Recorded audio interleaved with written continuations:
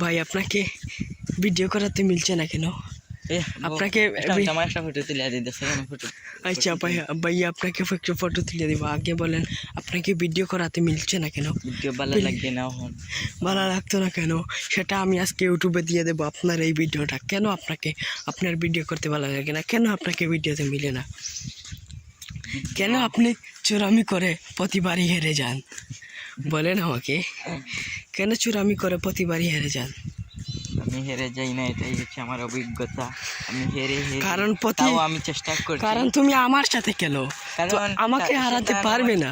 সেটা নয়, আসল কথা হচ্ছে একবার না পারিলে দেখো শতবার।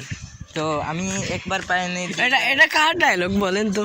এটা জারি ডায়লগ না, আপনি তো না, এটা জারি ডায়লগ শুধু আমার। কে লিখেছে সেটা বলেন তো? আমি জানি না কে লিখেছে, কিন্তু এই কথাটা আমি সবার অন্যদের মুখে শুনেছি। আসলে উনি পড়তে চাচ্ছেন, কিন্তু কে লিখেছে সেটা জানেন না।